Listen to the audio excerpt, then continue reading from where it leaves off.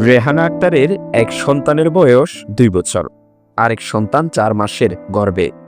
স্বামী ইয়াসিনকে ধরে নিয়ে যায় ভারতীয় সীমান্তরক্ষী বাহিনী।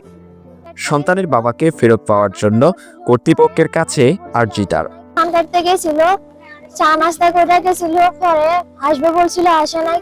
একটা বাচ্চা ছোট আর একটা বাচ্চা পেটে, ও আর আসে না। আমরা শুনতেছি ওনাকে বিয়ে হিসাবে আসে বাংলাদেশ থেকে নিয়ে গেছে। এতটুকু আমরা ওকে আনার ব্যবস্থা করেন, যত তাড়াতাড়ি সম্ভব ওকে আনার ব্যবস্থা। এটা আপনাদের কাছে অনুরোধ, সরকারের কাছে এটাই অনুরোধ, ওকে যত তাড়াতাড়ি সম্ভব এখানে আনার ব্যবস্থা করেন। এটাই আপনাদের কাছে একটা অনুরোধ। বুধবার সকালে ফেনীর পরশুরামের উত্তর বাউরমুখা গ্রামের কৃষক ইসমাইল হোসেন ইয়াসিন মাঠে যান কাজ করতে।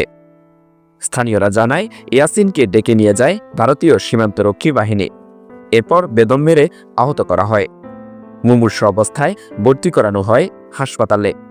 আটককৃত ইয়াসিনের মা জানায়, তার সন্তান একজন সাধারণ কৃষক, মাঠে ধান আনতে গিয়েছিল আর ফিরে আসেনি। বিএসএফ ধরে নিয়ে মারার খবর পেয়েছেন। সুস্থ, জীবিত অথবা মৃত যে কোনো পরিস্থিতিতে সন্তানকে চান তার মা।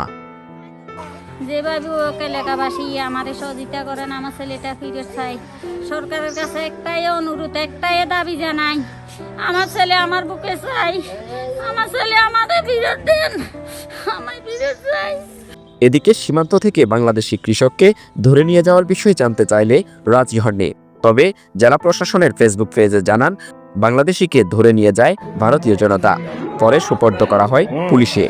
ফিরিয়ে আনার বিষয়ে পদক্ষেপ নেওয়ার কথাও জানান সেখানে। এর আগে ২০২২ সালের নভেম্বর মাসে পরশুরামের বাঁশপদুয়া গ্রামের কৃষক মেজবাহারকেও ধরে নিয়ে যায় বিএসএফ। ১৫ দিন পর ফেরত দেওয়া হয় মৃতদেহ। সীমান্ত থেকে ধরে নিয়ে যাওয়ার এমন ঘটনা ঘটে প্রতি বছর। এমন ঘটনায় সীমান্ত এলাকায় চাষাবাদ ঝুঁকিতে পড়েছেন স্থানীয়রা। এম কাউসার, ফেনী সমাচার, ফেনী।